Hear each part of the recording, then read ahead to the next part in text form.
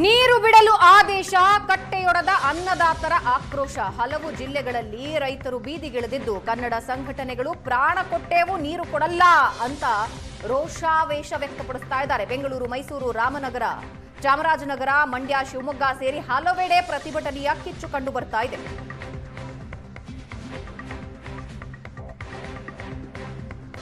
ನೀರು ಬಿಡೋದಕ್ಕೆ ಆದೇಶ ಹೊರಬೀಳ್ತಾ ಇದ್ದ ಹಾಗೆ ಅನ್ನದಾತರ ಆಕ್ರೋಶದ ಕಟ್ಟೆಯೊಡೆದಿದೆ. ಬೀದಿಗಿಳಿದು ಪ್ರತಿಭಟನೆ ನಡೆಸ್ತಾ ಇದ್ದಾರೆ. ಪ್ರಾಣ ಕೊಡ್ತೀವಿ ಆದ್ರೆ ನೀರು ಕೊಡಲ್ಲ ಅಂತ ರೋಷಾವೇಶ ವ್ಯಕ್ತಪಡಿಸ್ತಾ ಇದ್ದಾರೆ.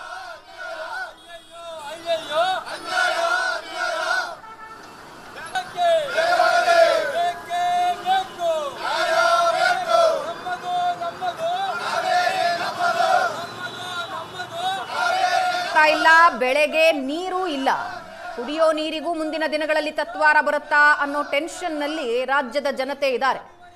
ಯಾವ ಯಾವ ಜಿಲ್ಲೆಗಳಲ್ಲಿ ಯಾವ ರೀತಿ ಪ್ರೊಟೆಸ್ಟ್ ನಡೀತು ಅನ್ನೋದನ್ನ ನಮ್ಮ ಸ್ಕ್ರೀನ್ ನಲ್ಲಿ ನೀವು ನೋಡ್ತಾ ಇದ್ದೀರಾ. ಬೆಂಗಳೂರು, ಮೈಸೂರು, ರಾಮನಗರ, ಮಂಡ್ಯ, ಚಾಮರಾಜನಗರ, ಶಿವಮೊಗ್ಗ ಸೇರಿದಂತೆ ಹಲವು ಜಿಲ್ಲೆಗಳಲ್ಲಿ ಸಿಡಬ್ಲ್ಯೂಆರ್ಸಿ ಆದೇಶದ ವಿರುದ್ಧ ಪ್ರತಿಭಟನೆ ನಡೆಸಿದ್ದಾರೆ.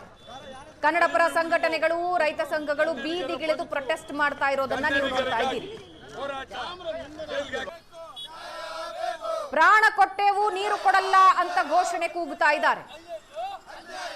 ಇನ್ನು ಕರ್ನಾಟಕ ಬಂದ್ ಬಗ್ಗೆ ಕೂಡ ಸಂಘಟನೆಗಳು ನಿರ್ಧರಿಸೋ ಸಾಧ್ಯತೆ ಇದೆ.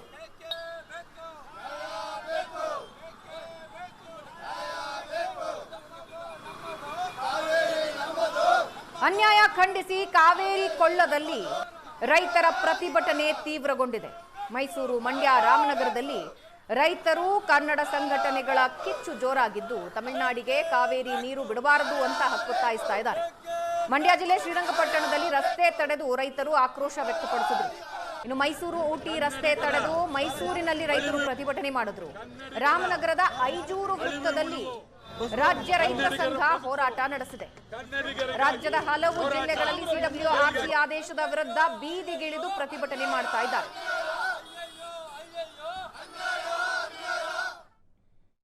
ನೀರಿಲ್ಲ, ತಮಿಳುನಾಡಿಗೆ ನೀರು ಬಿಡಿ ಅಂತ ಹೇಳಿದ್ರೆ ಅವೈಜ್ಞಾನಿಕನೇ. ಆದರೂ ನಮ್ಮ ಕರ್ನಾಟಕದ ಸರ್ಕಾರದ ಅಧಿಕಾರಿಗಳು ಕರ್ಕೊಂಡ್ಬಂದು ತೋರಿಸ್ಬೇಕಿತ್ತು ವಾಸ್ತವಾಂಶನ. ಕಾವೇರಿ ಕೊಳದಲ್ಲಿ ಏನೇನು ಬೆಳೆ ಬೆಳೆದಿದ್ದಾರೆ, ಏನೇನು ಲಾಸ್ ಆಯ್ತದೆ ಅಂತ ತೋರಿಸ್ಬೇಕಿತ್ತು. ಆ ಕೆಲಸ ಯಾಕೆ ಮಾಡಲಿಲ್ಲ ಇವರು? ನಮ್ಮ ಜಿಲ್ಲಾ ಜನಪ್ರತಿನಿಧಿಗಳು ಏನು ಮಾಡ್ತಾ ಇದ್ದಾರೆ? ಕಾವೇರಿ ಕೊಳದಲ್ಲಿ ಇರೋರು, ಆ ಕಾವೇರಿ ಕೊಳ್ಳದ ನೀರು ಯಾರು ಉಪಯೋಗಿಸ್ತಾರೆ? ಆ ಬೈಲಲ್ಲಿ ಇರೋರು ಎಲ್ಲ ಶಾಸಕರು ರಾಜೀನಾಮೆ ಕೊಡಬೇಕು.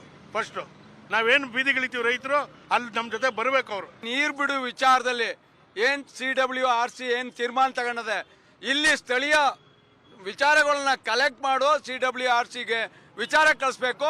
ಅಲ್ಲಿ ಆನಂತರ ತೀರ್ಪು ತಗೊಂಡು ಯಾವುದೇ ಕಾರಣಕ್ಕೂ ತಮಿಳುನಾಡಿಗೆ 3,500 ಏನ್ ನೀರು ಬಿಡಬೇಕು ಅದನ್ನ ತಕ್ಷಣ ನಿಲ್ಲಿಸಬೇಕು. 15 ದಿವಸ 3,500 ಕ್ಯೂಸೆಸ್ ನೀರನ್ನ ಬಿಟ್ರೆ 5 TMC ನೀರು ಹೋಯ್ತದೆ. ಇರೋದು 15 TMC ನೀರು. 5 TMC ನೀರು ಹೋದ್ರೆ ಡೆಸ್ಟೋರೇಜ್ 5 TMC ಕುಡಿಕೆ ಏನ್ ಮಾಡ್ತಾರೆ? ತಮಿಳುನಾಡಿಗೆ ಇವ್ರು ನೀರನ್ನ ಮುಂದುವರಿಸಿದ್ರೆ ಏನ್ ಬಂಗಾರಪ್ಪನ ಕಾಲದಲ್ಲಿ, ಜಿ ಮಾದೇಗೌಡರ ಕಾಲದಲ್ಲಿ, SM ಕೃಷ್ಣ ಅವ್ರ ಕಾಲದಲ್ಲಿ ಏನು ಇಡೀ ಜಿಲ್ಲೆ ರೈತರು, ಮೈಸೂರಿಂದ ರೈತರು ದಂಗೆ ಹೇಳ್ತಿದ್ರು ಕಾವೇರಿ ವಿಷಯವಾಗಿ. ಅದಕ್ಕಿಂತ ಇನ್ನು ವಿಭಿನ್ನವಾಗಿರುತ್ತೆ ಅಂತ ಹೇಳ್ತಾ ಹಕ್ಕನ್ನ ಕಸಿದುಕೊಳ್ತಕ್ಕಂಥ ಕೆಲಸವನ್ನ ಸಿಡಬ್ಲ್ಯೂಆರ್ಸಿ ಮಾಡ್ತಾ ಇದೆ. ನಾವಿವತ್ತು ಎಚ್ಚರಿಕೆ ಕೊಡ್ತಾ ಇದೀವಿ. ಯಾವುದೇ ಕಾರಣಕ್ಕೂ ನೀರನ್ನು ಬಿಡ್ತಕ್ಕಂಥ ಪರಿಸ್ಥಿತಿಯನ್ನು ರಾಜ್ಯ ಸರ್ಕಾರ ಮಾಡಬಾರ್ದು. ಮುಖ್ಯಮಂತ್ರಿ DK ಶಿವಕುಮಾರ್ ತಮಿಳುನಾಡು ನೀರ್ಗಂಟಿ ಕೆಲಸ ಮಾಡ್ತಿದಾರೇನ್ರಿ? ತಮಿಳುನಾಡು ನೀರ್ಗಂಟಿ ಕೆಲಸ ಮಾಡ್ತಾ ಇದ್ರ. ವಿಜಯ್ ಅವ್ರನ್ನ ಕರೆಸಿ ಕುರ್ಚಿ ಮೇಜು ರಿಪೇರಿ ಮಾಡಿ ಅವನಿಗೆ ಮೋಜು ಮಸ್ತಿ ಮಾಡ್ಲಿಕ್ಕೆ ಹೋಗ್ತಾ ಇದ್ರ. ಯಾವುದೇ ಕಾರಣಕ್ಕೂ ಸರ್ಕಾರ ಮಾತುಕತೆಗೆ ಮುಂದಾಗಬಾರ್ದು. ಇವತ್ತು ಸಂಕಷ್ಟದ ಪರಿಸ್ಥಿತಿ ಇದೆ. ನಮ್ಮ ನೀರನ್ನ ಕಿತ್ಕೊಳ್ತಕ್ಕಂಥದ್ದು, ನಮ್ಮ ಕುಡಿಯೋ ನೀರು ಕಿತ್ಕೊಳ್ತಕ್ಕಂಥ ಕೆಲಸ ಮಾಡೋನ್ ಜೊತೆ ನಾವ್ಯಾಕೆ ಮಾತಾಡಬೇಕು? ಮೊದಲು ವಿಜಯ್ ಹೇಳಿಕೆ ಕೊಡಬೇಕು. ಯಾವುದೇ ಕಾರಣಕ್ಕೂ ಕಗ್ಗಟ್ಟ ಪರಿಸ್ಥಿತಿಯ ನೀರನ್ನು ನಾವು ಕಿತ್ಕೊಳ್ಳಲ್ಲ ಅಂತ ಮಾತುಕತೆ ಬಂದ್ರೆ ಮಾತಾಡೋಣ. ಇಲ್ಲಾಂದ್ರೆ ಶಿವಕುಮಾರ್ ಅವರು ಮುಂದಿನ ದಿನಗಳಲ್ಲಿ ಮೋದಿಗೂ ಕಪ್ಪಸಿ, ಶಿವಕುಮಾರ್ಗೂ, ರಾಮಲಿಂಗ ರೆಡ್ಡಿಗೂ. ಇದು ರೈತರ ಶಕ್ತಿ. ನಮ್ಮ ಮಕ್ಕನ್ನ ಉಳಿಸ್ತಕ್ಕಂಥದ್ದು.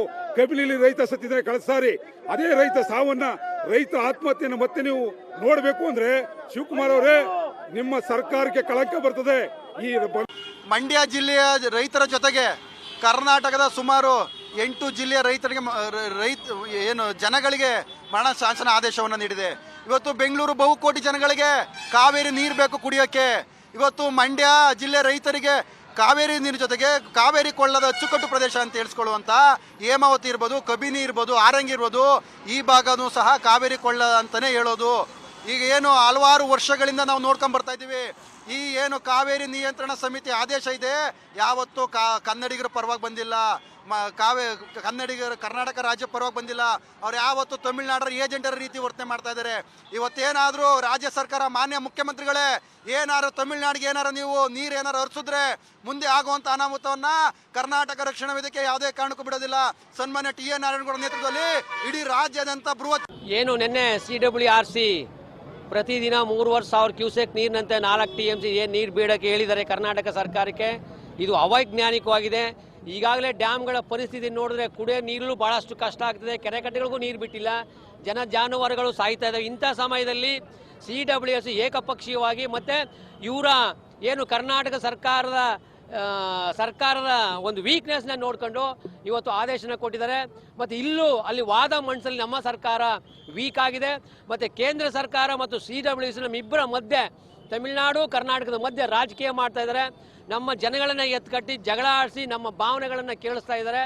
ಹಾಗಾಗಿ ಕಾವೇರಿ ನೀರು ನಿರ್ವಹಣಾ ಮಂಡಳಿಯವರು ಕೊಟ್ಟಿರ್ತಕ್ಕಂಥ ಆದೇಶವನ್ನು ನೋಡಿದ್ರೆ ನಮ್ಮ ನೀರಾವರಿ ಸಚಿವರು ಸರಿಯಾಗಿ ಇದರಲ್ಲಿ ನಮ್ಮ ರಾಜ್ಯದ ಸಮಸ್ಯೆಗಳನ್ನು ಬಿಡಿಸಿ ಹೇಳಿಲ್ಲ ಅಂತ ನಮಗೆ ಅನುಮಾನ ಬರ್ತಾ ಇದೆ.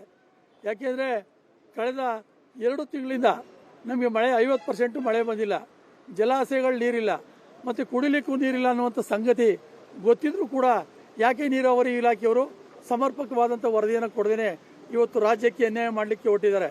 ಏನು ರಾಮಲಿಂಗಾರೆಡ್ಡಿ ಅವರು ರಾಜಕಾರಣ ಮಾಡ್ತಾ ಇದ್ದಾರಾ ಅಥವಾ ಕಾವೇರಿ ಅಚ್ಚುಕಟ್ಟು ಭಾಗದ ರೈತರನ್ನ ಹಿತವನ್ನು ಗಂಭೀರವಾಗಿ ಪರಿಗಣಿಸ್ತಾ ಇದ್ದಾರೆ ಅಂತಕ್ಕಂಥದ್ದೇ ಅನುಮಾನ ಆಗ್ತಾ ಇದೆ. ಜೊತೆಗೆ ಕೆಲವು ಮಂತ್ರಿಗಳು MB ಪಾಟೀಲ್ ಅಂತ ಅವಿವೇಕಿಗಳು ನೀರು ಬಿಟ್ಟರೆ ಏನಾಗ್ತದೆ ಅಂತ ಹೇಳ್ತಾರೆ. ಅವ್ರಿಗೆ